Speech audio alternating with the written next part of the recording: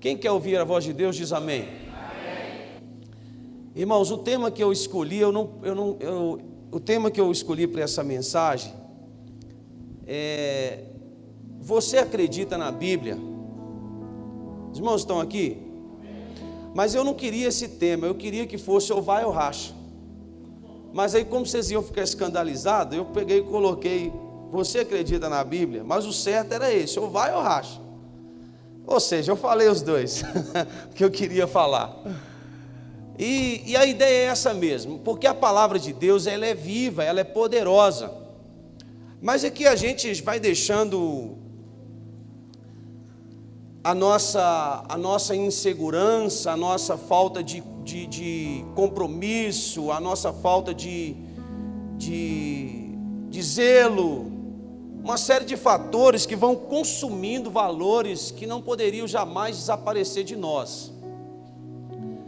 E eu vou fazer para você algumas perguntas e eu gostaria que você estivesse atento a elas, para ver se isso que eu estou falando aqui é verdade ou não. Até o final da mensagem eu quero crer que você tenha entendido isso. Então, a primeira delas é: como que você avalia o conteúdo da Bíblia?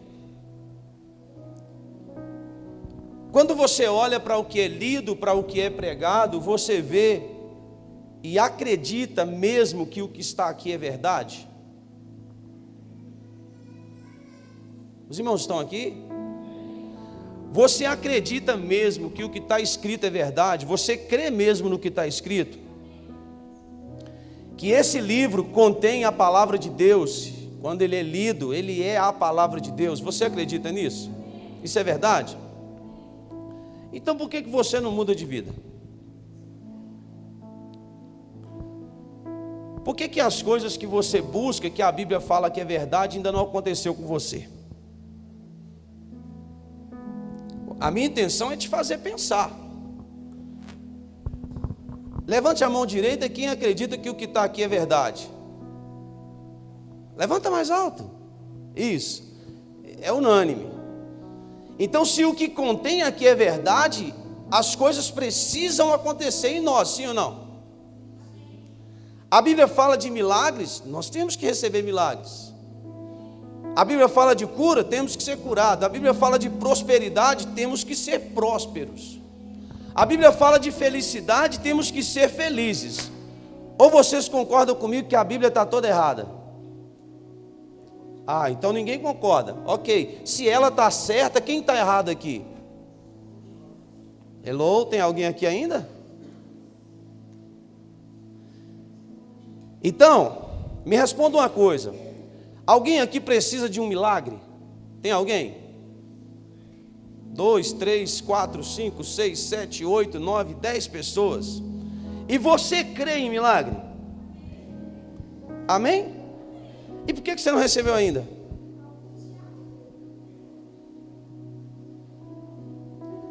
Veja que há aqui uma distância muito grande entre o que nós dizemos que cremos, escute, e o que nós vivemos.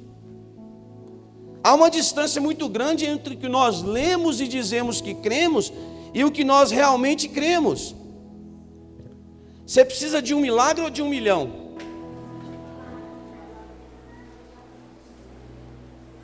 Hã? Dos dois dava jeito? Que às vezes você precisa de um milagre e não consegue um milagre. Você precisa de 1 milhão e também não consegue 1 milhão. Ou seja, você está enrolado. Nenhum nem outro, né? Então eu quero mostrar para você algumas coisas. Gênesis capítulo 1, verso 26. Você precisa hoje entender, irmão, o que a Bíblia fala a respeito de você. E você vai entender se você precisa mesmo de um milagre ou de 1 milhão. Ou o que está acontecendo aqui, que se você afirmou comigo que a palavra contida nesse livro é a palavra de Deus, e se você afirma de todo o seu coração e por fé que você crê na Bíblia como a palavra de Deus, eu preciso entender junto com você por que você não vive os milagres que ela diz. Nós temos que corrigir as coisas que estiverem erradas. Porque a Bíblia diz, ela afirma que Deus não falha, Ele não erra. Então o que Ele falou a respeito de nós e o que está nesse livro é verdade. E se isso é verdade, nós temos que descobrir por que não alcançamos ainda. O que está errado em nós, o que está errado no sistema, o que a gente não viu, que as coisas que estão contidas aqui não acontecem com a gente. Gênesis capítulo 1, 26 diz assim: E disse Deus, façamos o homem à nossa imagem, conforme a nossa semelhança. Domine ele sobre os peixes do mar, sobre as aves do céu, sobre o gado, sobre toda a terra, diga comigo, toda a terra, e sobre todo o réptil que move sobre a terra. E criou Deus o homem à sua imagem, a imagem de Deus o criou, macho e fêmea os criou. E Deus os abençoou, e Deus lhe disse, frutificai e multiplicai-vos e enchei toda a terra, e sujeitai-a e dominai sobre os peixes do mar, sobre as aves do céu e sobre todos os animais que movam sobre a face da terra. Observa no verso 28, que a Bíblia diz que depois de Deus haver feito o homem, Ele o abençoou. Então eu vou começar a te fazer algumas perguntas. Você se sente abençoado por Deus? Então você precisa ser abençoado por Deus? Sim ou não? Por quê? Se a Bíblia diz que você já foi abençoado. É a mesma coisa de você terminar de almoçar e não lembrar que você almoçou e almoçar de novo. Você vai observar que mesmo que a sua mente falhe, no sentido de que você esqueceu que almoçou, mas o seu organismo, o seu corpo vai repudiar o excesso. Ele vai dizer, gente, por que eu estou comendo de novo, sendo que eu já havia almoçado?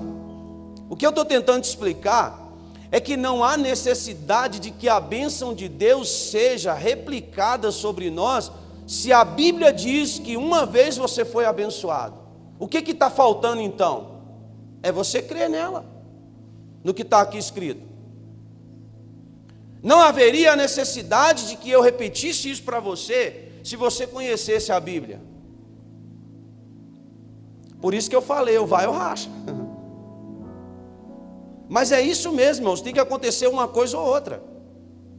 A gente precisa tomar uma decisão e entendermos que as verdades que estão contidas nesse livro, elas são mais do que o suficiente para mudar a nossa vida, a nossa história. Eu vou tentar explicar de outra maneira, para ver se você consegue entender o que eu estou dizendo. A palavra de Deus é tão poderosa, que uma única vez escrita a seu respeito, é o suficiente para a sua história inteira. Para a sua geração, para os seus filhos, para os seus netos. Pastor, então eu não preciso abençoar os meus filhos? Não foi isso que eu disse, porque a bênção, ela é colocada sobre ti, e ela sim pode ser transferida para a sua geração, se você assim crer. E essa bênção, ela vem de forma de quê? A maioria das pessoas associa a bênção de Deus à bênção material, e também está incluído. Mas quando Deus abençoou o homem, no capítulo 28, a Bíblia faz questão de frisar, olha aqui para mim, escute isso. E Deus os abençoou. Quem foi que Deus abençoou? Quem? Diga assim, os homens. As mulheres. Diga, os homens. Diga, as mulheres. Diga assim, todos nós fomos uma vez abençoados. Porque a Bíblia está dizendo que Deus os abençoou. E Deus lhe disse, frutificai e multiplicai. Ou seja, o desejo de Deus é que essa bênção seja multiplicada através das suas gerações. Eu não sei se você já viu alguns casais que dizem assim, nós não queremos ter filhos, filho dá muito trabalho. Você está retendo a bênção de Deus, que Deus colocou sobre ti, e uma ordenança dele que nós temos que multiplicar. E eles dizem assim, pastor, mas o mundo está em crise, e eu não tenho condições de cuidar de filho. Você não tem porque você retém a bênção de Deus. Porque quando Deus dá um filho para alguém, Ele também provê meios de sustentá-lo. E às vezes a bênção não é chegada até você, ou melhor, não é manifesta através de você, porque a sua fezinha é tão pequena, você é tão fraco em crer no que Deus diz, que você diz assim: se alguém comer a mais na minha mesa vai faltar, eu vou passar fome. Se você não tem fé o suficiente, nem sequer para ter um filho, porque acredita que Deus não vai suprir a sua necessidade, se alguém bater na sua porta para te pedir um prato de comida, você não pode dar, porque senão você vai passar fome também.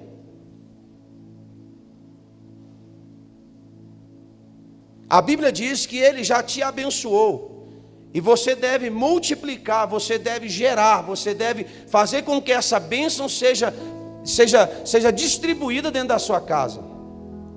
A Bíblia diz em Salmo 128 que os filhos são como o rebento da oliveira, ou seja, o melhor da oliveira, a roda da sua mesa. Os filhos são herança do Senhor, ou seja, quando você recebe um filho na sua casa, você herdou ele ou ela de Deus. A Bíblia afirma que é herança do Senhor, é bênção. E a gente deve encher, o homem deve encher a sua aljava desses filhos.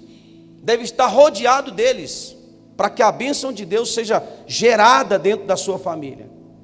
Mas aí, ele diz assim: não, pastor, hoje é normal, a gente tem que ter um só, às vezes nenhum, porque está difícil o mundo do jeito que está, e por isso que o mundo está do jeito que está, por causa de pessoas igual você, que vai retendo a bênção de Deus e ela não vai alcançando outras pessoas.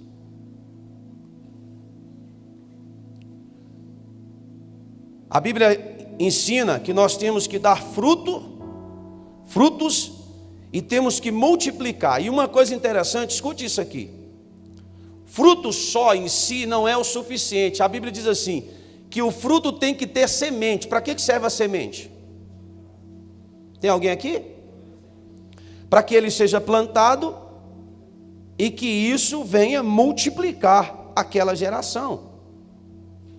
Por exemplo, se você pegar uma semente de uma laranja ou de uma maçã e jogá-la no cimento para que ela morra ali com o sol, ou que alguém pise nela, ela não vai frutificar. Mas se ela for lançada, mesmo que seja num vaso de planta que você tem na sua casa, existe uma grande possibilidade, ou num quintal da sua casa, ou mesmo que um pássaro pegue aquela. Os pássaros sabem muito bem disso, irmãos.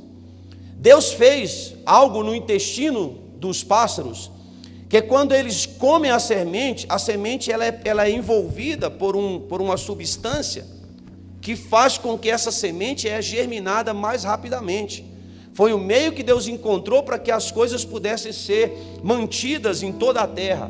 Toda vez que um pássaro come uma fruta, um fruto, melhor dizendo, a semente que ele engole no seu intestino, ele vai distribuí-la por diversos lugares, e quando ele cai na terra, ela já cai pronta para ser germinada.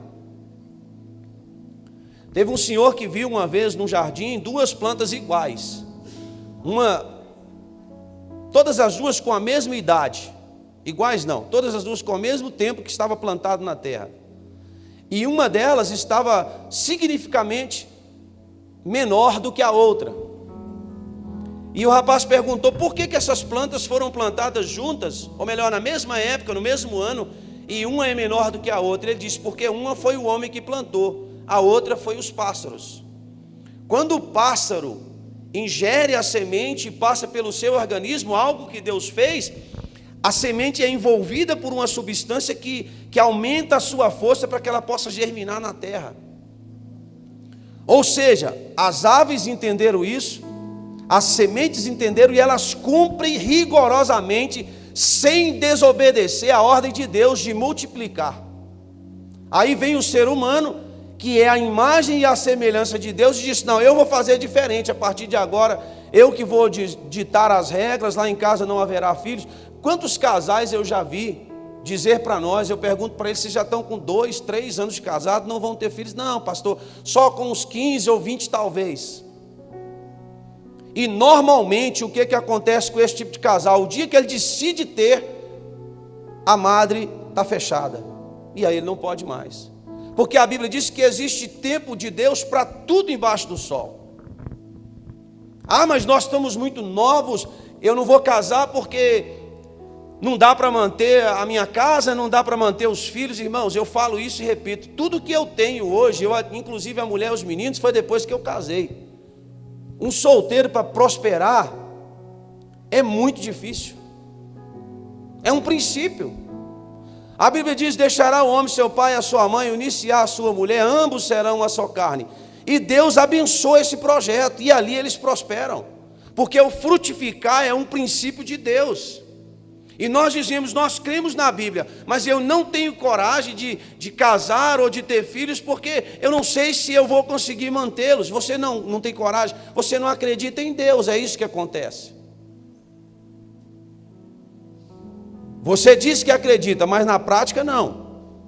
Então Deus deu domínio sobre tudo. Tudo que está debaixo do sol, na terra, a Bíblia diz que foi dado para o homem. Tudo, tudo, tudo.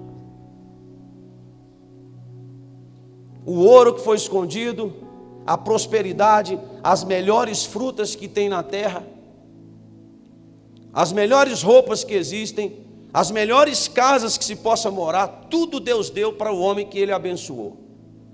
Então, pastor, por que a gente não consegue alcançar? É simples, a resposta é simples. Você não crê no que está escrito aqui. Porque só tem duas maneiras. Pastor, eu creio em partes. Não, o amor de Deus não é partilhado. Quando Jesus disse assim, se você crer e não duvidar, você vai dizer a um monte, saia daqui e lança-se ao mar, ele tem que te obedecer. Mas existe um contexto, ele diz, você não pode duvidar. Quando a Bíblia diz que você foi abençoado, você não pode duvidar. Você tem que viver a bênção de Deus, porque você crê no que Deus falou. Outra coisa importante que nós temos que entender, que está escrito na palavra. A Bíblia diz que quem está em Cristo é nova criatura, sim ou não? Então por que tem muitas pessoas que não manifestam isso? Ah, pastor, não é tão simples assim. É simples, é mais simples, é tão simples que você nem consegue entender. Eu vou começar a mostrar isso para você, irmãos. Nós precisamos entender uma coisa. Olha aqui para mim, por favor. Um macumbeiro ou um espírita, normalmente os macumbeiros que fazem isso, vão lá no centro espírita, fazem pacto, fazem aliança com o Deus dele e prospera. É verdade ou não é? Vocês nunca viram falar isso? Que eles fazem pactos de sangue, fazem alianças, doam filhos, doam casamento e ficam milionários. O crente que é filho do dono do ouro e da prata não consegue fazer uma aliança com ele e não prospera. O Deus do macumbeiro faz ele prosperar. O Deus que a Bíblia diz que é dono de todas as coisas, que já nos abençoou na criação, restaurou a nossa comunhão com Cristo. Eu pergunto para você, Deus não consegue te abençoar? Os irmãos estão aqui ou não? Eu estou pondo você para pensar, pelo amor de Deus. Então, se a sua resposta, sim, pastor, Deus tem poder para me abençoar, então me mostra a sua bênção. Por que ela não manifesta?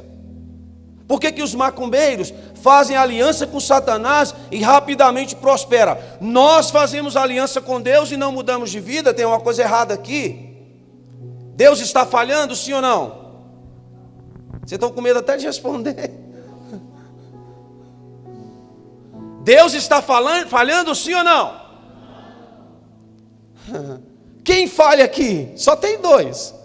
É você e Deus. Quem está falhando aqui? O camarada, eu repito, faz aliança com o mal e prospera. Você diz que tem uma aliança com Deus e não muda de vida?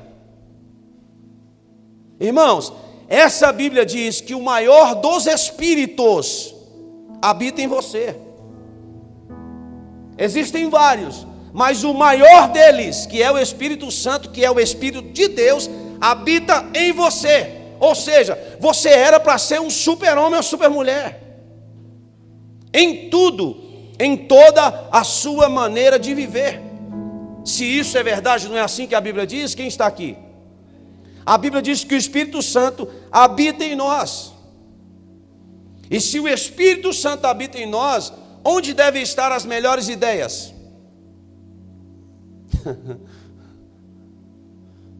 Quer que eu desacelere um pouquinho para ver se você pensa comigo? Se isso é verdade, a Bíblia diz que quando o Espírito Santo habita em nós, nós passamos a ter a mente de Cristo. Olha para a pessoa que está do seu lado. Diga para ela assim: eu não sabia que você era tão poderoso, tão importante. Diga para ele assim: se é que o Espírito de Deus habita em você. Porque o apóstolo Paulo escreveu desse jeito: se é que o Espírito de Deus habita em vós. Ou seja, se o Espírito de Deus habita em nós, se o Espírito de Deus habita em vós, nós temos que ter, melhor dizendo, a mente de Cristo. Nós temos que exercer a autoridade no reino. A Bíblia diz que ele soprou sobre os discípulos e diz: eu estou dando vocês poder, a partir de agora vocês têm o poder.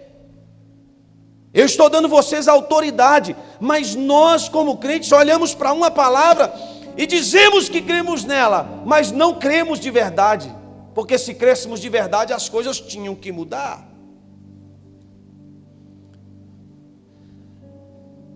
Pensa um pouquinho, qual é o Espírito que está habitando em você? É de Deus? Hello? É de Deus ou não? É do diabo?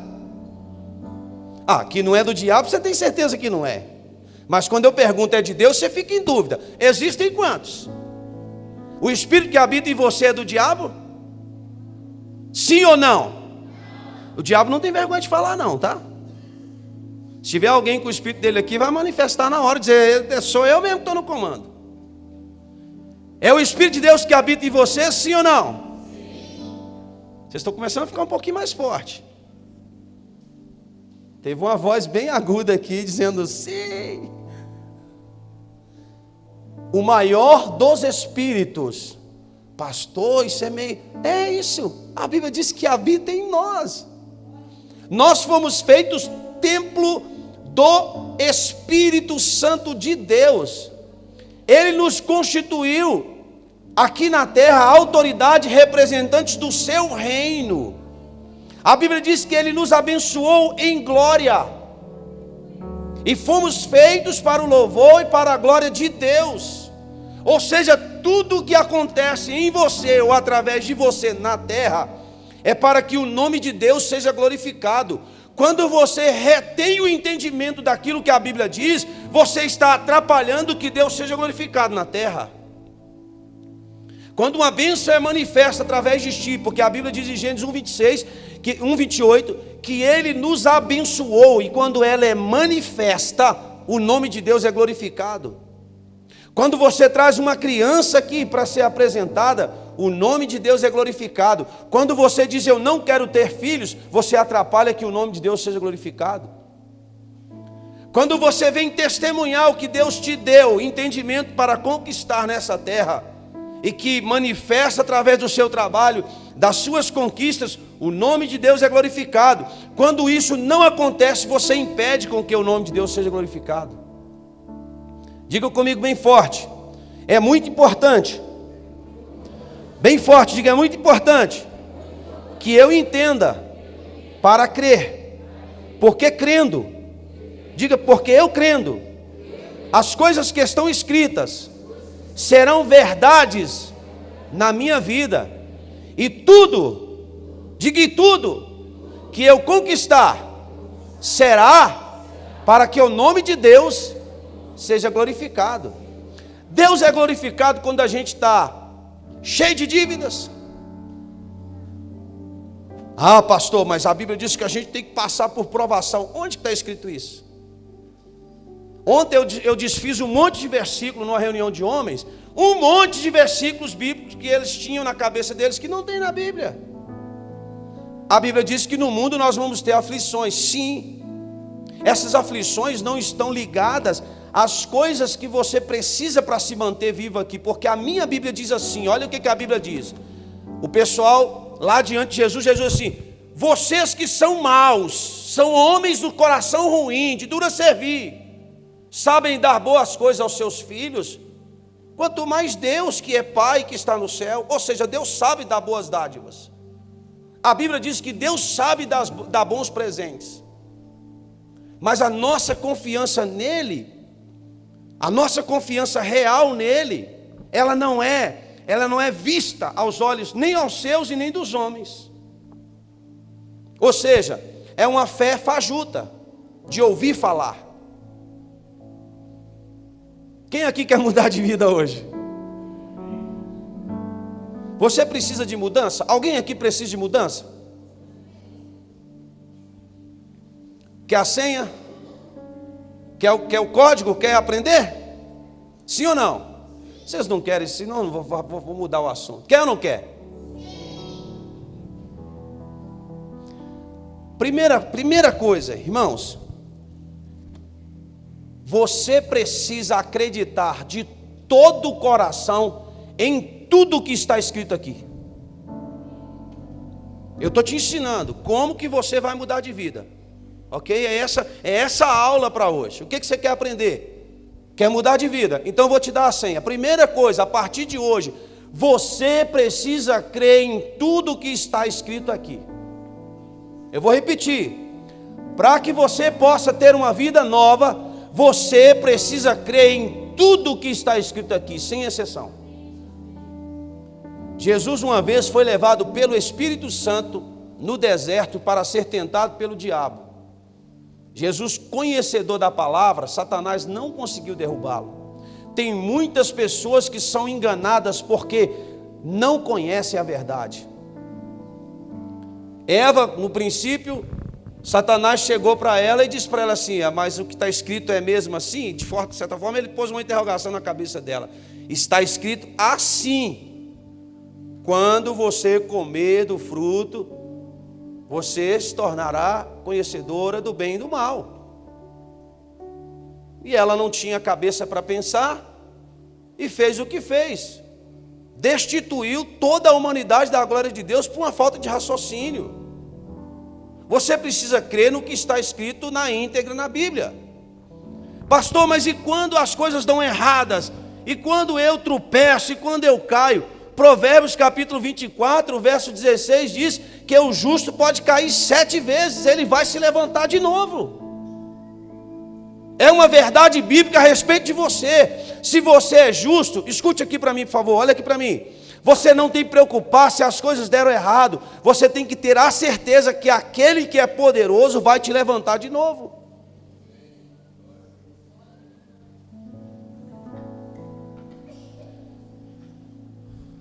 Por 7 vezes cairá o justo, e ele se levantará. Mas o ímpio, eles tropeçarão no seu próprio mal. Olha aqui para mim. Talvez teve alguma coisa na sua vida, no seu caminho que deu errado. Uma empresa que faliu, um casamento que não deu certo, um filho que você fez de tudo para criar, e você fica agora, e agora. Agora levanta essa cabeça e começa de novo. É o que a Bíblia diz a respeito do justo. Ele pode sim cair 7 vezes. Todas as vezes ele vai ficar de pé de novo, porque Deus o levanta pela sua poderosa mão. Eu creio no que está escrito nessa palavra, a minha vida é mudada. Eu não creio, eu continuo igual ou pior do que eu entrei aqui.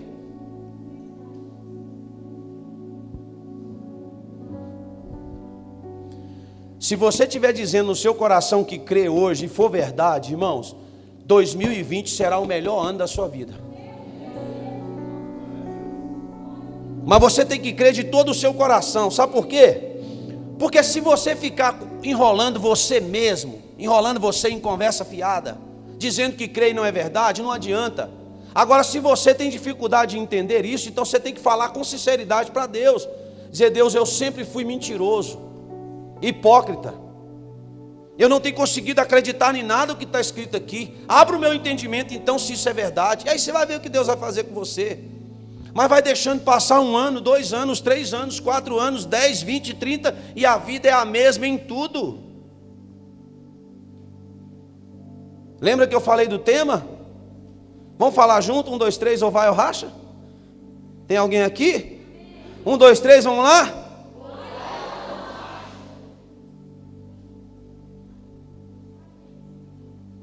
isso mesmo, irmãos. Hoje eu conversei com um jovem, ele disse para mim: pastor, eu tentei 12 anos restaurar o meu casamento. Ele dizendo: fiz de tudo, nunca traí minha esposa, nunca traí minha família, nunca deixei de levar, de faltar nada dentro da minha casa. Ele dizendo para mim: mas a minha esposa nunca foi mãe dos meus filhos, nunca foi a minha mulher, nunca foi a minha amiga. E eu disse para ela: eu vou sair de casa porque eu não aguento mais essa vida. Ele saiu e ficou 9 meses, fiel a ela, fiel ao casamento, e disse: eu vou esperar para ver se você muda. 9 meses, sem traí-la, sem ter outra pessoa. Ele me disse. E ele disse que ela ficou, foi pior ainda. Ele falou assim: agora ou vai ou racha. Eu tenho que ter uma vida nova. Não me pediu conselho, porque se ele tivesse pedido, eu falava com ele: volta para o seu casamento. Ou Deus errou quando eles dois casaram? Deus errou, irmãos? Quem foi buscar a mulher ruim lá na casa do pai dela? Aquela tribulação que não sabe ser mulher, não sabe ser mãe, não sabe ser esposa. Foi ele. Então morra com ela. Ou então creia que Deus pode dar uma mudança na vida dela. É simples. Pastor, o senhor está muito radical. Irmãos, não sou eu que sou radical. Evangelho é isso, é radicalismo. É verdade. Só que dói, porque quando fala a verdade, dói. Ou você quer ouvir aquela palavra assim: não, o que Deus uniu não separa o homem, não foi Deus que uniu. Então você está dizendo que Deus errou. Deus não erra. E isso é chamado de livre-arbítrio. Ou você quer que até isso Deus vai fazer para você? Que Deus desça do céu, arranje o marido, arranje a esposa, põe a aliança no seu dedo. Nem isso você é capaz de fazer. É muita fraqueza para uma pessoa só. É muito demais para alguém que diz que representa o Deus Criador dos céus e da terra, que não tem a capacidade de escolher uma pessoa para viver com ele ou com ela. Ah, pastor, essa cruz que Deus me deu para carregar, foi Deus que deu mesmo? Ah, se foi Deus, então Ele também vai te dar força para levar ela até o fim, até fincar ela lá no monte e dizer: estou aqui, Deus, trouxe até aqui. Ué, se foi Deus que deu, Ele vai te dar força ou não? Tanto com o marido, quanto com a esposa, quanto com os filhos.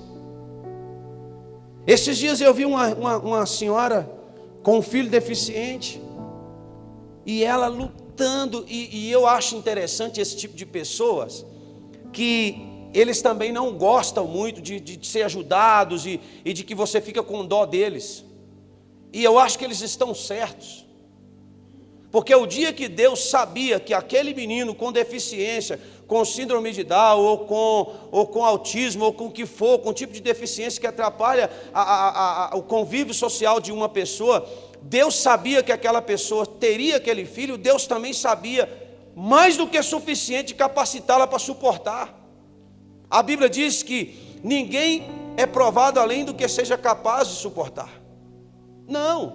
E ela pegou aquele menino: não, deixa que eu mesmo carrego, deixa que eu mesmo levo. E é assim mesmo. Se você diz que é a sua cruz foi Deus que deu, você também tem que dizer que o Deus que te deu a cruz vai te dar força para levá-la ou não. Vocês ainda estão aqui? Irmãos, problemas foram feitos para ser resolvidos. Não é para você colocar ele no bolso e deixar apodrecer cheirando mal. Quem já teve um frango que você esqueceu a geladeira desligada e ele apodreceu lá dentro? Alguém já aconteceu isso?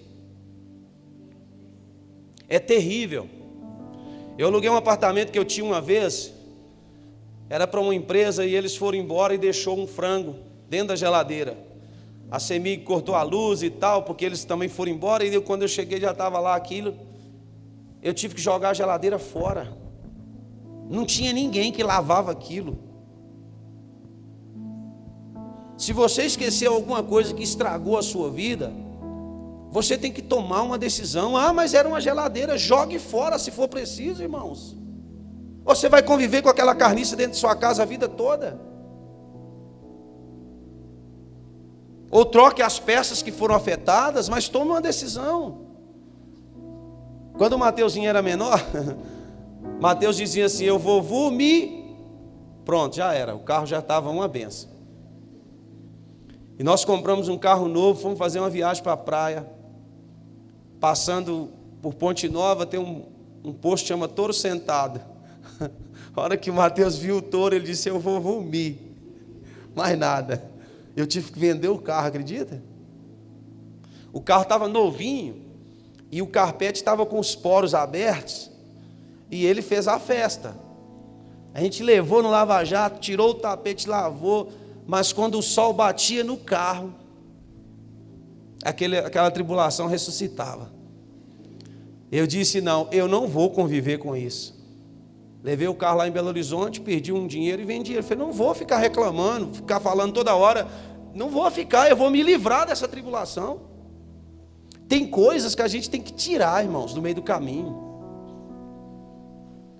Degrau na sua casa que você tropeça nele todo dia, até quando você vai pegar uma marreta e quebrar aquilo? Para você parar de tropeçar no mesmo lugar, já é burrice já.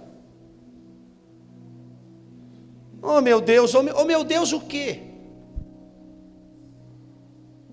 Diga assim, a minha decisão muda a minha história. Você quer ser feliz na sua casa, você vai ser feliz. Você quer viver 20 anos atribulado, você vai viver 20 anos atribulado.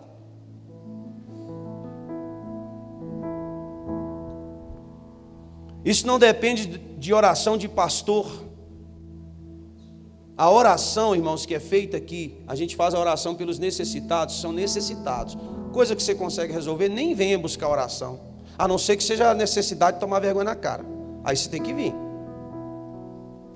Nossa, pastor, eu não tomo nenhuma atitude, eu não faço nada para mudar. Então vem mesmo, aí você precisa de oração, para ver se você toma um tá ligado, né? E acorda para a vida. A pior coisa que existe no meio dos cristãos é a preguiça cerebral. A falta de pensar, meu Deus, o que eu vou fazer, meu Deus? Me dá uma ideia. Me dá uma estratégia. Eu vi um rapaz falando essa semana, ele disse o seguinte, tem pessoas que conseguem dormir 10, 12 horas por dia, e nem profissão ele tem. Ou ela. Hoje com a mídia, com a internet, você consegue fazer cursos e mais cursos e se aperfeiçoar quantas vezes você quiser. Você é pedreiro, você pode ser o melhor pedreiro do Brasil, nos canais que eles ensinam pelo YouTube, eletricista, pintor. E o cara quer ficar famoso, o cara que é bom naquilo que ele faz, ele te dá um treinamento de graça. Para polir carro, para limpar casa, para ser eletricista, para ser pintor, para impermeabilizar a laje. Tanta gente com a casa toda manchada por dentro e por fora, porque a laje está vazando. Entra na internet, é meio litro de cola, não sei que tanto de açúcar e uma colher de cimento, acabou o seu problema. Não, é verdade ou não é? Mas o que você tem feito? Continua com a casa vazando para todo lado, tomando um choque na hora que levanta a mão no chuveiro.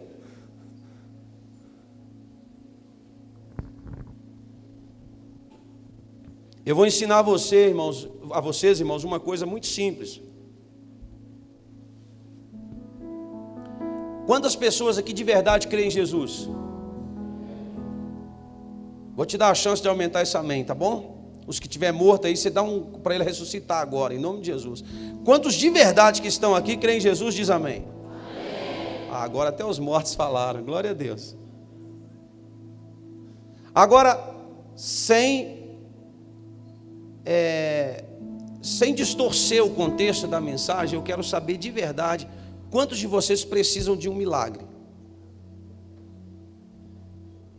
O número diminuiu bem. Levanta a mão, estou falando sério. Mantém a mão levantada para eu pegar a testemunha aqui. 1, 2, 3, 4, 5, 6, 7, 8. Aqueles ali não sabem se quer milagre, está com preguiça de levantar a mão. 8, 9, 10, 11, 12, 13, 14, 15, 16, 17, 18, 19, 20 pessoas, 21 pessoas. 22, né? Você insiste em receber. Eu vou fazer uma pergunta. Ou melhor, vou refazer a pergunta. Olha o que eu estou ensinando vocês a pensarem. Vocês disseram para mim antes assim, eu disse, quem crê em Jesus? Como é que foi o amém? Foi unânime, sim ou não? Existem algumas pessoas que disseram que precisa de um milagre. Vocês concordam de dar o testemunho aqui no culto da virada daquilo que vocês precisam? 1, 2, 3, 4, 5.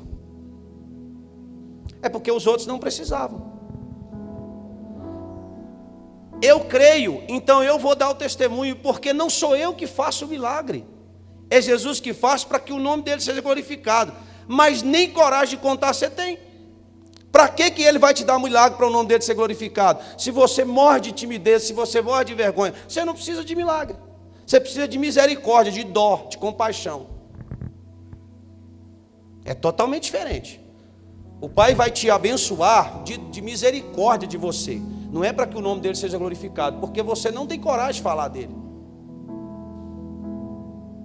Irmãos, quando eu tenho uma vontade de receber algo, Jesus tratava até mal as pessoas que estavam do lado dele.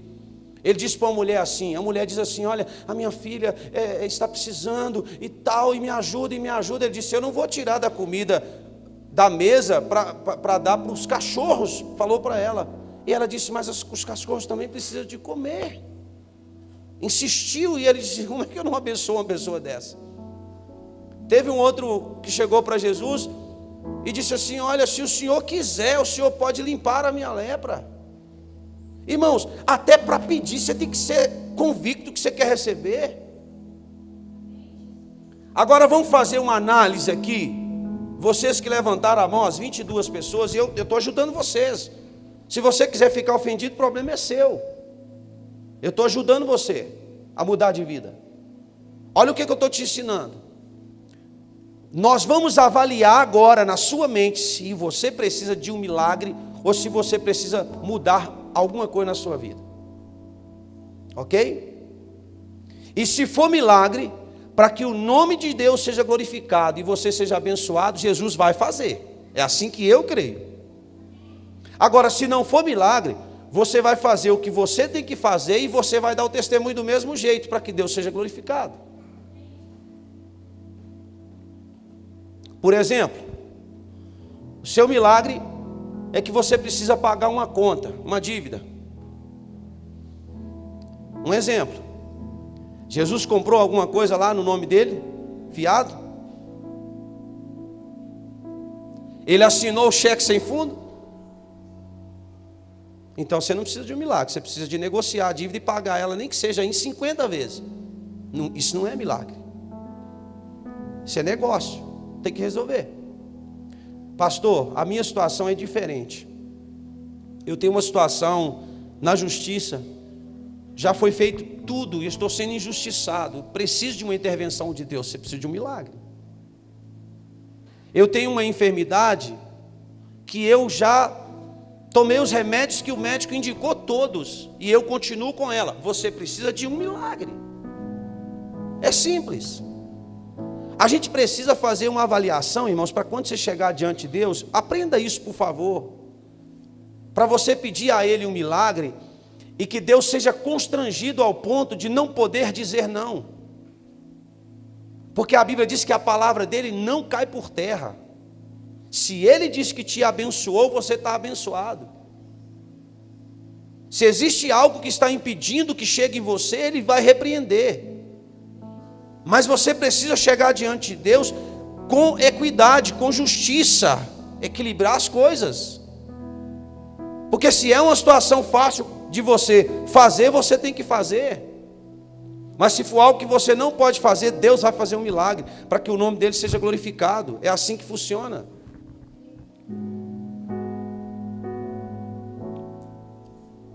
Eu pergunto de novo, os que pediram milagre aí, que creem, que disseram que precisam de milagre, você crê em Jesus? Só os 22, vocês creem em Jesus? Então vocês concordam comigo que se você fizer uma análise e colocar a sua questão diante dos seus olhos, e se você analisar que não tem nada mais para você fazer que Jesus pode fazer, você concorda comigo? Sim ou não? Então agora, nesse momento, quando você faz essa análise, automaticamente Deus começa a fazer o milagre. Por quê, pastor? Porque nessa hora você pegou a situação e disse, olha Jesus, eu não tenho mais o que fazer, não dá mais para mim. Aqui é necessário que o Senhor intervenha, e Ele vai intervir, ponto. Porque com Ele funciona assim, irmãos. Jesus vira para o homem que está no tanque há 38 anos e não faz ritual nenhum, só diz para ele: por que você ainda está aí? Eu não tenho ninguém para que durante o momento que a água seja agitada me leve e me lance ao tanque. Você quer ficar curado? Quero. Então pegue a sua cama e vá para sua casa. Simples. O homem creu na palavra de Jesus e fez o quê? Pegou a cama, um cara paralítico, levantou e foi embora para casa curado. O que eu estou tentando dizer para você é que se você realmente, de fato, crê em Jesus, você não vai passar nem por aquela porta para que o milagre aconteça, ele já acontece instantaneamente em você. É simples quanto isso. Agora, um detalhe interessante. O que faz as pessoas não crerem em Jesus? É o fato das pessoas não o conhecerem. Porque quem conhece não contesta a sua fé. Quem conhece Jesus, irmãos, não tem como a sua fé, ela não é contestada. Lá na empresa que você trabalha, ou se você é funcionário do Estado, para alguns é diferente, mas para a maioria, na Gerdau, por exemplo, ele diz assim: eu acho que é no último dia útil, o pagamento vai chegar. As pessoas saem de casa e dizem: pode passar o cartão que o dinheiro está lá, porque conhecem a empresa que eles trabalham. Não falha. Agora, quando a gente não conhece, a gente fala assim: olha, leve esse cheque aqui, dia 30 você deposita. Você vai 100% seguro com uma pessoa que você não conhece? Você fica assim: só vou saber quando ele cair na conta, é ou não é? Porque você não conhece. Mas quando você conhece, você não duvida, não, pode ficar em paz. Ele falou que é dia 30, é dia 30, eu conheço ele, eu conheço ela. Com Jesus é assim, olha aqui para mim. Você que diz para mim que precisa de um milagre, se você conhece Jesus, o seu coração já descansou. Ele vai fazer. Eu conheço ele. Eu sei que ele faz, e eu sei que ele tem poder para fazer, e eu sei que ele não falha. Eu conheço ele, estou descansado com ele. No dia que a minha mãe foi diagnosticada com o câncer, eu peguei o resultado do exame na frente dela e disse: mãe, eu tenho uma notícia para dar à senhora que não é muito boa. A senhora foi diagnosticada com um câncer no estômago e está num estado muito avançado. Ela levantou as mãos na minha frente e disse assim: ó Jesus, vou te pedir só duas coisas. Se o Senhor quiser me curar, eu sei que o Senhor pode curar. Se o Senhor não quiser me curar, só não me deixa passar por sofrimento, e eu não quero que ninguém me dê banho. Eu quero manter a minha condição ao ponto de eu ir no banheiro, ir para a minha cama sem ninguém me ajudar. A mãe deve ter durado, depois dessa oração, 45 dias. No primeiro dia da enfermidade dela, que precisou dela ir no banheiro, ela faleceu. Ela ligou para a gente 7 horas da manhã e disse: vem aqui em casa que eu quero orar por vocês, chama os seus irmãos todos. Ungiu todo mundo, nós levamos ela para o hospital 8 ou 9 horas da manhã. À noite, no mesmo dia, nós estávamos fazendo o culto fúnebre da mãe aqui. Ela disse com convicção, eu vi a mãe orar na minha frente, disse: eu não quero passar por isso, eu conheço Jesus que eu sirvo. E eu estou dizendo ao Senhor na minha oração: se o Senhor quiser me curar, ela não pediu para curar, ela disse: se o Senhor quiser, o Senhor cura. Se o Senhor não quiser, isso eu te peço, eu não quero sofrer. Ponto. Ela estava resolvida, e Jesus fez. O dia que o médico me chamou lá e disse assim: olha, nós vamos ter que entubar a sua mãe, porque ela já entrou em choque, os órgãos estão... E explicou tecnicamente. Eu disse: doutor, o senhor pode até fazer por sua conta própria, mas eu conheço a minha mãe, eu vi a oração que ela fez, o senhor crer nisso? Ele disse: olha, eu até creio, mas eu sou médico, eu tenho que fazer o que tenho que fazer. Eu falei: senhor, faça o que o senhor tiver que fazer, mas por causa da oração dela não resolve mais. Muito convicto. Isso não é dureza de coração, não é insensibilidade, é convicção. Irmãos, você precisa conhecer a quem você serve. E eu vou perguntar de novo, como eu li no início da mensagem: Deus já te abençoou, sim ou não? E o que falta para manifestar essas bênçãos através da sua vida? Falta o quê? Não, você não precisa mais disso. Ela disse que falta a gente crer. Você só precisa passar a conhecer quem foi que te abençoou. Porque se você conhecer a Deus, o seu coração na hora estabiliza, diz: se Ele abençoou, está resolvido. Você pode ter seus filhos. A coisa antes de eu conhecer a Deus de verdade, a coisa que mais me preocupava quando eu falava em casamento e ter filhos: Deus, como é que eu vou manter esses meninos? Eu sabia como que era jovem, é caro. Um vai fazer 21, o outro vai fazer 17. O mais caro lá de casa é a mulher, está viva. Nunca faltou nada. Você não tem filho, é porque falta essa atitude de confiar em Deus. Descansa.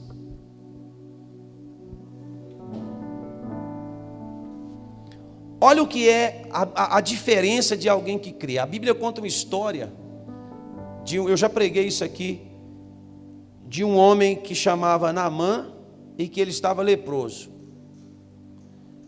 Na história fala de uma menina que disse assim: minha senhora, se o meu Senhor conhecesse o homem de Deus que está em Israel, que é temente a Deus, a história dele era mudada. O que ela estava dizendo? Eu não tenho nenhum problema igual o dele, porque eu sei o Deus que nós temos lá em casa.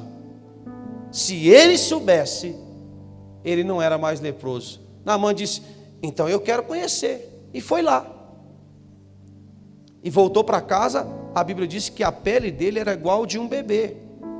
Se você hoje conhecer o Deus que você diz que serve, olha aqui para mim, você vai voltar para casa mudado. Porque não há como, irmãos, escute pelo amor de Deus e entenda isso, não tem como as coisas não acontecer quando você conhece de verdade o Deus que você serve. Não tem como. O único culpado aqui é você, não é Deus.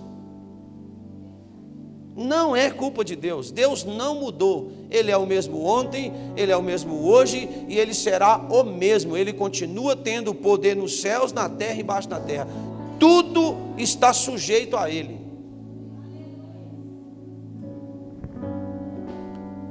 Qual é o caminho, pastor? Você precisa conhecer Jesus de verdade. Como? Onde? Onde eu encontro com Ele? Tem que ir na serra, tem que fazer sacrifício? Não, Ele já fez tudo por você. Até isso Ele já fez, você não precisa fazer nada. Você só precisa conhecê-lo. E como eu conheço? Através da palavra.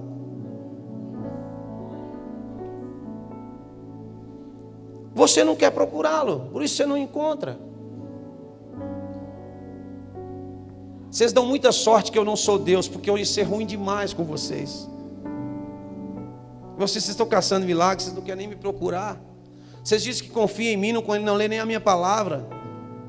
Vocês dizem que me amam, não conseguem ler a minha palavra. Como que alguém pode me amar e não amar a minha voz? Como que alguém pode me amar e não ama a minha palavra? Como que alguém pode me amar e não me adora de verdade? Como pode alguém querer os meus bens, as minhas bênçãos e não ama nem a minha voz, nem a minha palavra? Graças a Deus que eu sou só pastor de vocês. Agora, você quer ser abençoado? Você quer mudar de vida? Quer ter 2020 novo? De novo? É simples. Busque o conhecimento dEle pela sua palavra. Não tem como não mudar. Aqui tem tudo, o conhecimento. E aí, conhecendo Ele pelos textos, você vai poder contestar se necessário for. Nem vai precisar, né? Porque é uma fusão tão automática da sua consciência, da sua fé. é tão automático, as coisas acontecem tão automático em você, e tem alguns de vocês aqui que começaram num bom caminho, buscando, conhecendo, estudando, e Deus abençoando, e as portas abrindo, e enfermidade sendo curada, e depois parece de um tempo que parou, Deus começou a falhar, não é? É isso? Começou a dar errado. É porque você abandonou o conhecimento, você conheceu o suficiente para viver até ali. Como ele é uma fonte inesgotável, nunca vai acabar, você pode buscar quantas vezes necessário for. Em Gênesis a Bíblia diz que Deus chega e procura o homem. Onde é que você está, Adão? Observa que Deus não acusou de nada, não chegou nenhuma hora pondo o dedo no nariz dele falando do seu pecado. Eu vi o que você fez, que você deixou a sua mulher sozinha um tempo aí, e ela ficou doidona, e a serpente enganou ela, e ela comeu do fruto, desobedeceu. Não, Deus só perguntou: onde é que você está, Adão? Eu pergunto para você, onde você está hoje? Em Deus, pastor. Então se você está em Deus, está tudo resolvido, você não precisa de mais nada. Jesus disse assim: eu e o Pai somos um. Se vocês estiverem em mim, assim como eu estou no Pai, tudo vai acontecer com vocês. Eu pergunto de novo: onde você está? Você tem que ter a resposta que ela venha condizer com aquilo que você vive. Irmãos, vocês concordam comigo que se Adão tivesse tirado para Deus, dissesse: ô Deus, na hora que Deus perguntou assim: onde estás, Adão? E Deus encontra com ele, e ele diz, olha o que ele diz: a mulher que o Senhor me deu. Se ele tivesse falado para Deus assim: olha Deus, fizemos besteira, tá? A mulher era bonita demais, cheia de ideia, e eu caí na conversa dela, e nós dois fizemos errado, mas a culpa não é dela, é minha, porque o Senhor entregou ela, foi para mim. Eu pergunto para você: você acha que Deus tinha perdoado ele ou não? Mas ele chega cheio de justificativa. Olha essa roupinha que você está usando aí. A gente achou que estava nu e a gente fez essas roupas aqui de folhas. E por que antes eles não precisavam de roupa, irmãos? Porque eles estavam vestidos da glória do próprio Deus. A glória do próprio Deus cobria eles. E eles jogaram tudo fora. E muitos de nós fazemos a mesma coisa todos os dias. Você escuta uma mensagem, você recebe algo de Deus, você entende a palavra, mas chega ali fora, você pega a glória e joga fora.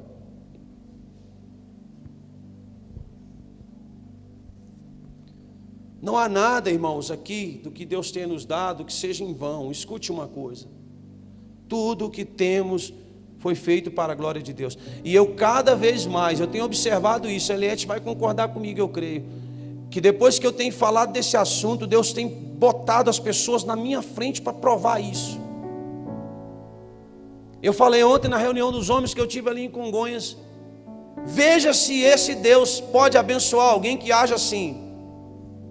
Pessoa chega na sua casa e diz assim: ô moço, estou precisando de umas coisas aqui, seja roupa, seja comida. Aí você diz assim: hoje eu não tenho não. Eu te pergunto: é verdade? Quando você diz: hoje não tem um prato de comida aí que eu estou com fome. Não tem não, hoje não tem não, moço, nós não fizemos almoço ainda. Eu vou te perguntar de novo: se o seu filho chegasse, o seu marido chegasse, a sua esposa chegar e disser assim: ô amor, ô bem, ô filho, ô mãe, ô pai, eu estou com fome, tem alguma coisa para comer? Você diz o quê? Espera aí que eu vou preparar para você. E se não tiver, você vai dizer assim: vou na padaria buscar. Mas você nunca diz não tem nada. É verdade ou não é? Aí chega um necessitado na sua porta, você tem coragem de mentir para você, para Deus e para o necessitado: eu não tenho nada para te dar. E quando tem, tira o pior que tem e dá. Esmola de miséria. Por isso que não é abençoado. Desde que eu tenho falado disso diariamente quase, ou semanalmente, Deus tem colocado alguém lá em casa. Essa semana chegou uma senhora, tocou a campainha, ele disse: vai lá ver quem é. Ela disse assim: olha, eu estou precisando de alguma coisa para comer. Eu falei com ela: vão entrar? Senhora, não vou entrar não, vou ficar aqui na calçada. Ela ficou na calçada, Eliette pôs o almoço, eu levei lá num prato, levei a água. Aí antes dela terminar de comer, Eliette preparou mais umas coisas, uns biscoitos, umas coisas, pôs na sacola, entregou para aquela mulher. E na hora o Senhor me lembrou do texto. Quantas vezes eu tive fome e você nem quis me dar de comer?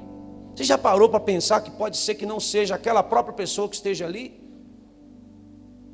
Pastor, que isso? Isso é teofania, irmãos. Eu estou dizendo que quero viver igual ele, quero andar igual ele, quero ser o exemplo dele. Ele disse, então tá, eu vou mandar alguém lá na sua casa comer um prato de comida. E você vai e faz o quê? Não tem não. Mentiroso. Porque se tivesse alguns de vocês aqui que não tivesse comida para dar um prato, a igreja sustentava você. A assistência social da cidade sustentava você. Não é verdade, irmãos. Em Ouro Branco, não.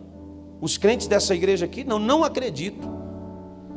Qualquer um de nós, por mais pobre que sejamos, teremos pelo menos 2 pratos de comida em casa. Nunca mais faça isso. É isso que tem te distanciado da bênção de Deus. Tocou a sua campainha com fome?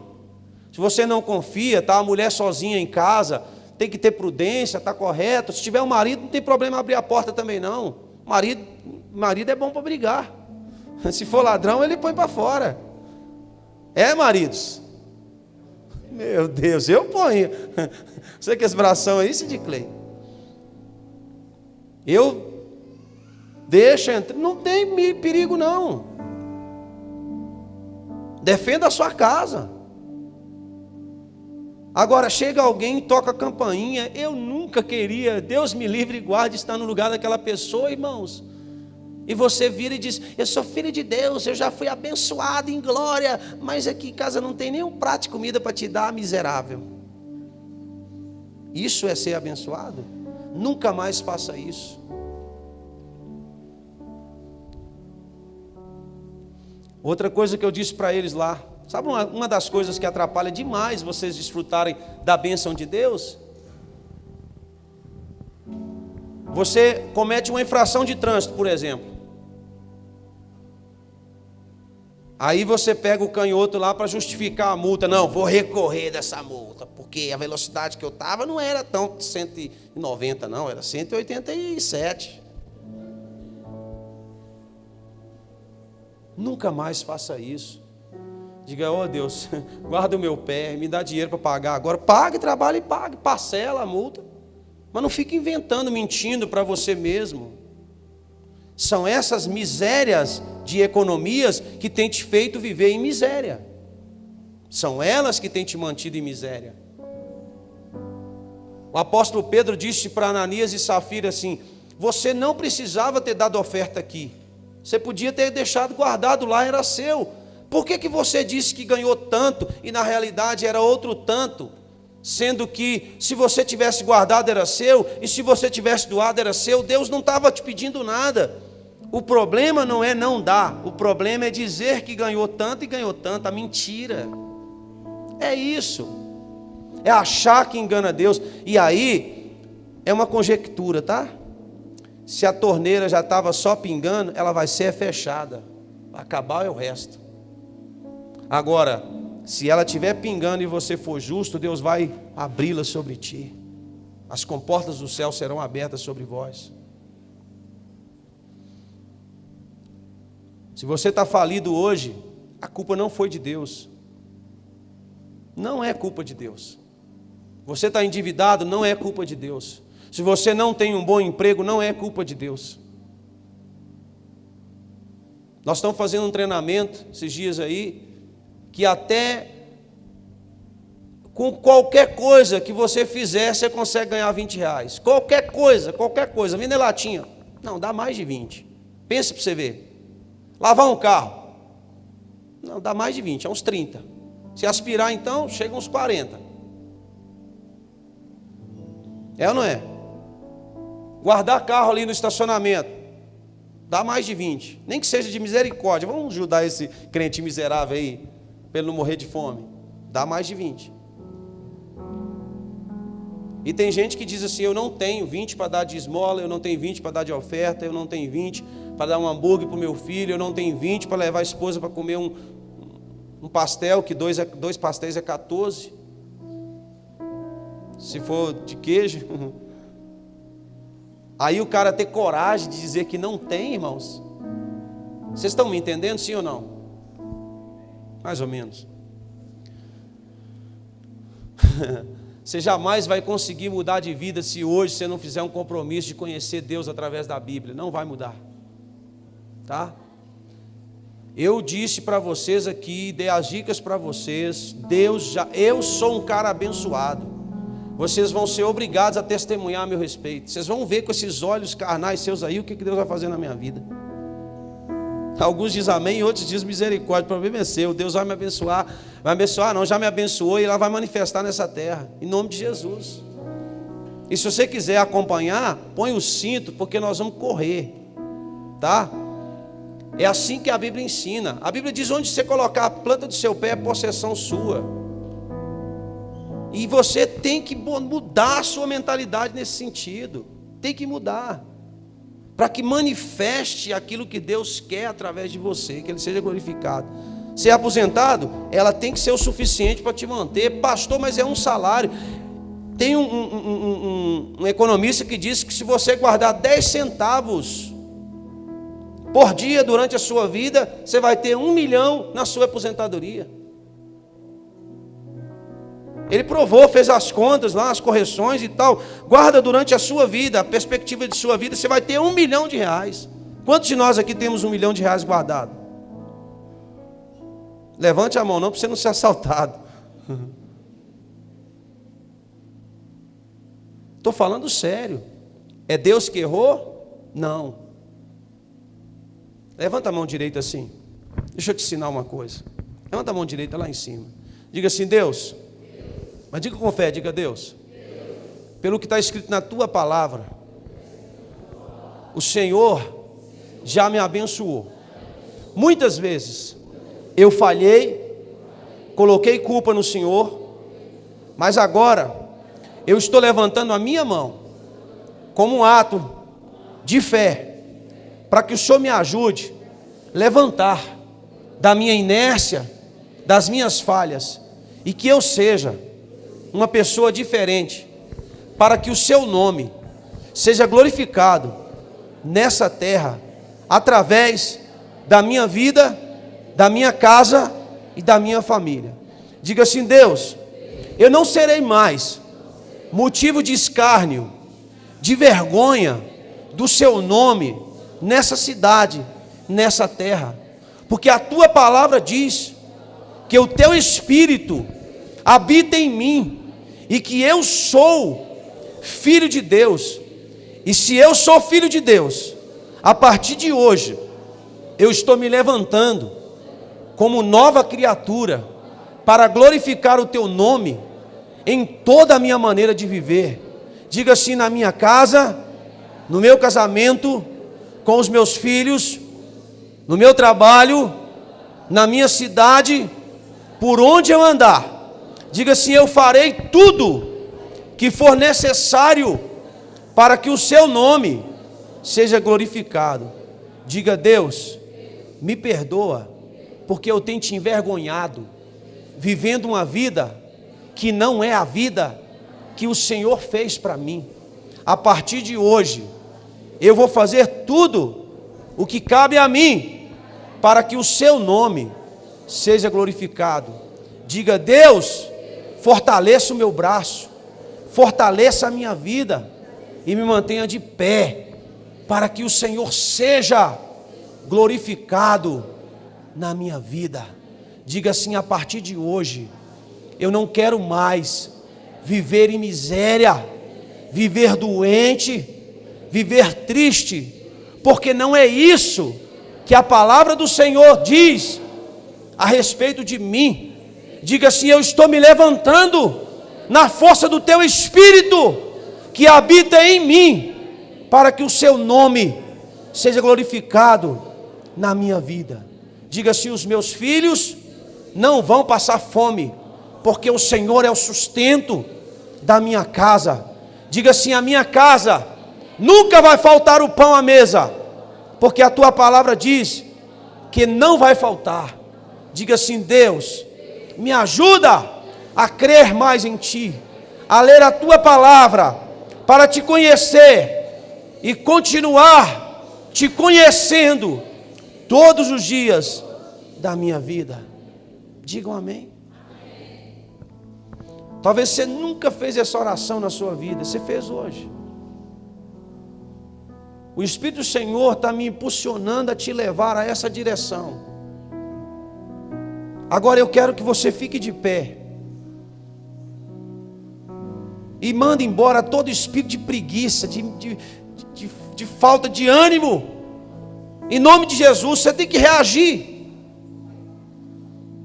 Peça o Espírito Santo para movimentar dentro de você, para te dar vida de verdade, para tirar o cansaço do seu corpo, da sua mente, dos seus braços.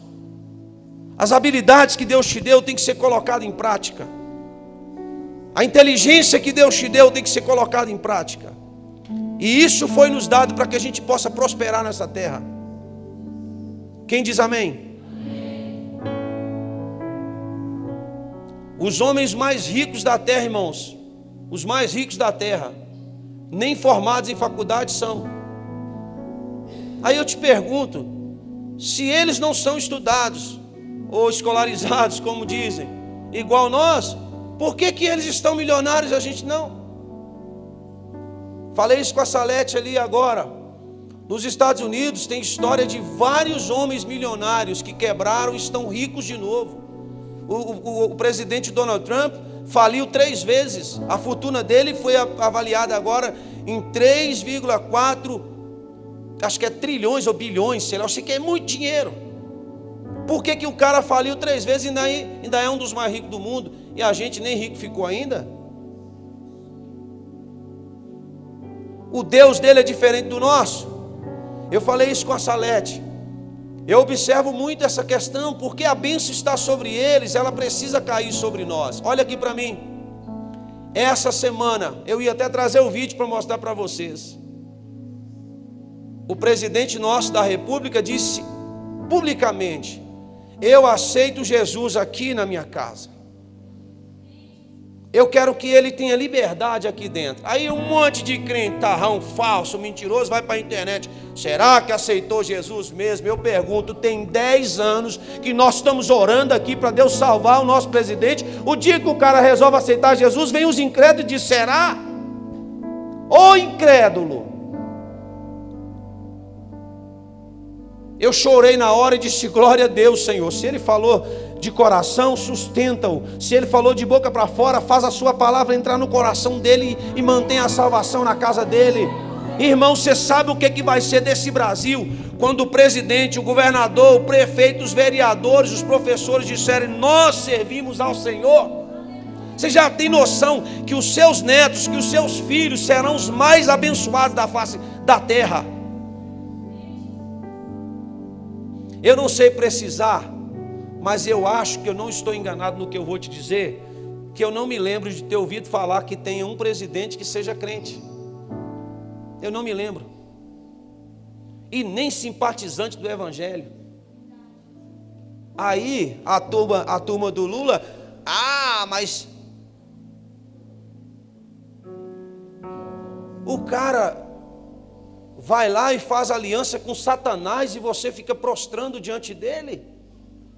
Aí o presidente que Deus coloca faz aliança com o Senhor, você diz, não acredito que ele é crente. Quem não é crente é você. O dia que o nosso prefeito disser assim, olha, eu quero aceitar Jesus, se é de boca para fora ou se não é, não cabe a mim julgar, a Bíblia não me dá o direito. A Bíblia fala assim, olha, que nós temos que trazer a rede, quem separa os que são e não são os anjos. É ele que diz que é o que não é. Mas eu pergunto a vocês, tem quantos anos nós estamos orando pela cidade? Diga 10. Aí, um belo dia, Deus olha do céu para a terra e diz, chega, 10 anos, chega. Vamos mudar a história de Ouro Branco? Chama a Trindade e diz, vão encher aquele lugar, vão batizar com o Espírito, vão prosperar aquele povo. Aí vem o incrédulo, será que é de Deus? Tem 10 anos que você está pedindo.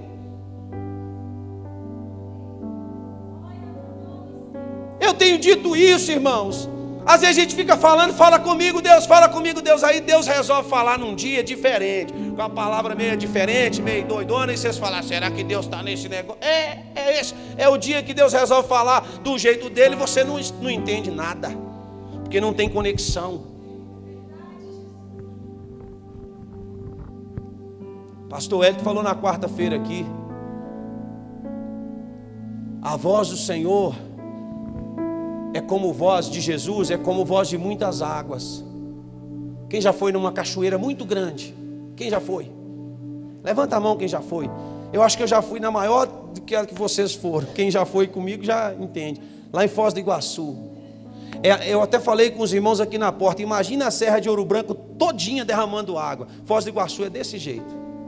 E eu lembro que o dia que eu cheguei lá eu me arrepiei. E quando eu estava aqui na aula de quarta-feira que eu fui lembrar por que eu me arrepiei. Porque é o mesmo som da voz de Jesus, Diego.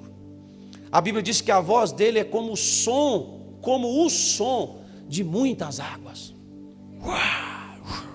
Aí a hora que você escuta, será que isso não é um espírito? É, claro que é, mas é Jesus. Os discípulos acharam que era um fantasma. Não pode ser normal você que diz que o conhece assustar. Os discípulos, a Bíblia diz que eles ficaram com medo, é fantasma, é fantasma. Ele diz, sou eu, camarada. Até isso você tem que falar, Senhor, não me deixe enganar na tua voz. Quem quer ouvir a voz de Deus, diz amém. Ah, você quer mesmo? Vou te falar, pela Bíblia, você sabe como é que é a voz de Deus? Quem sabe responder aí? Fala alto, Diego. É como um trovão. Quer ouvir a voz de Deus? Amém. Aí a hora que escuta, debaixo da cama, será que é de Deus ou é do diabo? Irmãos, olha aqui. Diga assim comigo, Espírito Santo, afina os meus ouvidos para eu entender quando é o Senhor que fala. Agora o que eu acho interessante, mesmo que seja um som de voz de muitas águas, um som de muitas águas, eu não sei se vocês já viram isso, você pode ir ao lado de uma cachoeira, cachoeira não incomoda ninguém dormir. A Eliette, eu entendi agora, Deus me deu uma revelação sobre o seu sono da chuva. Irmãos, a Eliette tem um mistério, que se começar a chover ela dorme, ela não pode nem dirigir na chuva. Hoje mesmo, quando começou aquela chuvinha, ela estava costurando a roupa, eu cheguei no sofá, a mulher estava dormindo. Eu falei, o que é isso? Agora eu entendi. Porque o som da chuva, de muitas águas, é como a voz de Jesus, e isso te dá paz. E aí você dorme, por causa dele, entendeu?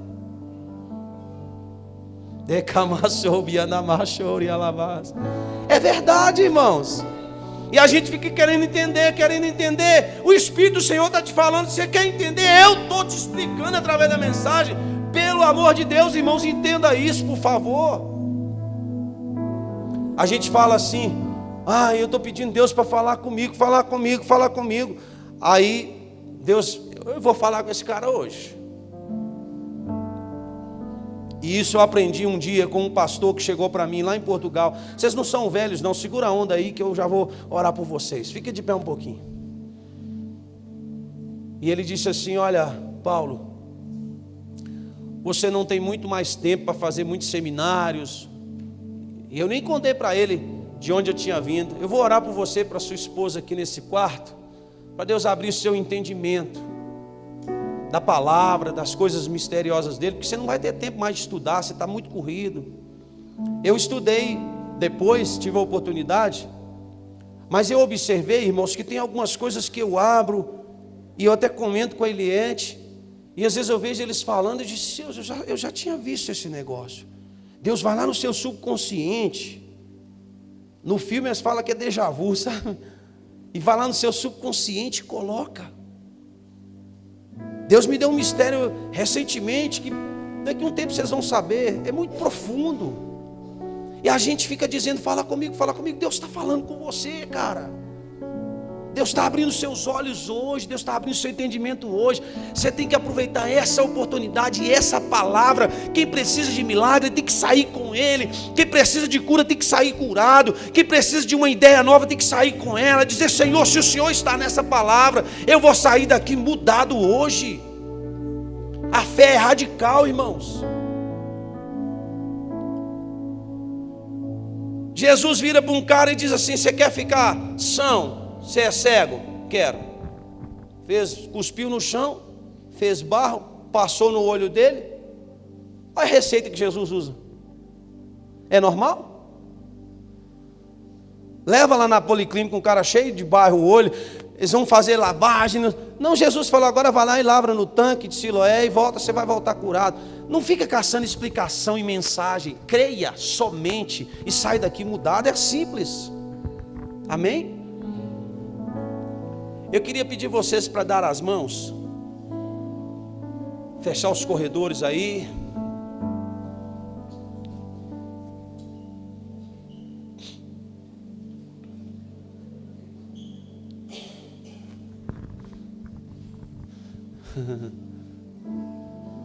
Eu vou orar por você. Eu tenho algo assim tão certo na minha alma, no meu coração, que Deus está trabalhando aqui. Tão convicto, de uma maneira tão simples, mas de uma maneira muito forte, muito poderosa, mudando histórias literalmente, mudando vidas literalmente, tirando o passado estragado e colocando um presente, um futuro novo. Essas coisas que deram errado, por favor, esquece elas. Dobre essa página, não leia ela mais não. Olha para Jesus, olha para frente, de onde te vem o socorro. Confia em Deus de verdade. Confie em Deus de verdade. Deus pode mudar a sua história, cara. Ele pode mudar a sua história hoje. Ele pode escrever uma nova história para você. Para você de peito aberto dizer: eu ouvi um dia que esse Jesus mudava, e eu sou testemunha do que Ele fez e do que Ele faz. Eu tenho orado nesse sentido: Senhor, eu só tenho 44 anos, vou fazer 45, eu digo para Ele: nós dois podemos fazer uma parceria muito doida nessa terra ainda. Eu disse: até 65 eu ainda aguento correr na Marisa. Dá para a gente fazer uma parceria, conta comigo. Conta comigo, Jesus. A parceria de Deus com Abraão, ele tinha quase 100, irmãos. Você ainda dá para ser aproveitado. Sabia disso? Aproveitado. Amém? Você crê nisso? Ainda pode chegar alegria na sua casa, ainda pode chegar. A Bíblia diz que o fim é melhor do que o começo. Está escrito. Vamos crer? Vamos confiar em Deus? Vamos depositar a nossa ansiedade nos pés dele nessa oração? Amém? Vamos dizer para ele: agora o Senhor vai me controlar. Não sou mais eu. O apóstolo Paulo disse: agora não sou mais eu que vivo, Senhor, o Senhor que vive em mim. Vai parecer loucura para um monte de gente, mas o Senhor vai viver em mim. Nós dois vamos ser um só. Meu coração vai bater junto com o seu. Vamos afinar as coisas aqui, vamos andar junto. Oh, aleluia. Vamos tremer essa terra. Vamos mudar a história da cidade, da rua onde a gente vive, da nossa família. Pastor, mas lá na minha família é normal. Gerações, todo mundo falido, todo mundo miserável. Vamos quebrar isso agora, em nome de Jesus. Não é nem maldição, não estou falando nada de hereditário. Eu estou falando de fazer daqui para frente hoje diferente. Porque Ele pode fazer isso por você. Só que você tem que se lançar aos pés dele. Amém? Quem está comigo aqui? Só os vivos, diga amém. Graças a Deus, todo mundo aí está vivo. Feche os seus olhos. Eu quero que você faça a oração mais louca que você já fez na sua vida. Feche os seus olhos todos, por favor. Mais radical. Fala agora com Deus. Fala o que esse coração sente de verdade. Você está feliz do jeito que você está? Está resolvido? Está em paz? Fala com Ele. Sua família está bem? A sua vida financeira está bem? Seu casamento está bom? Fala com ele. Mostre a ele o caminho aqui. Fala assim, ó, tem um homem de fé aqui, uma mulher aqui, ó, que crê no Senhor, que confia no teu nome.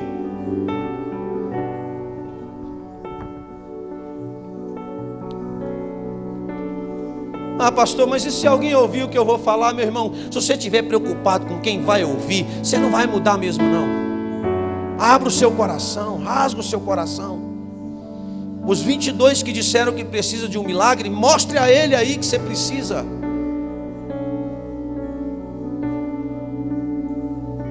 Eles mandavam o cego calar. A Bíblia diz que cada vez que mandava, ele clamava mais alto ainda, e dizia, eu não vou parar. E ele clamava mais alto, ele clamava mais alto, ele clamava mais alto, ele clamava mais alto, até Jesus virar e dizer, vem cá, eu vou te curar agora.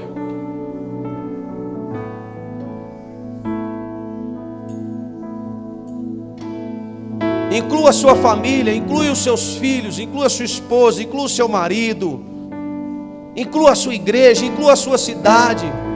Diga, Senhor, serei nessa cidade uma testemunha viva do que o Senhor fez na vida de um homem, de uma mulher.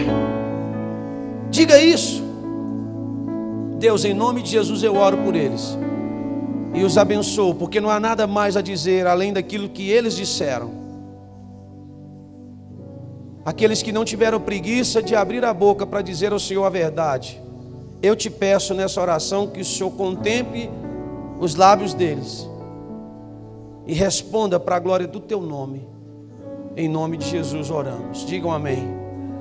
Estenda assim as suas mãos. Que o amor de Deus o Pai, a comunhão de Jesus Cristo, a doce consolação do Espírito Santo de Deus esteja com todos vós. A paz de Deus que excede todo o nosso entendimento, guarde nossa mente, guarde o nosso coração em Cristo Jesus. Na terça para quarta-feira, nós temos o Natal.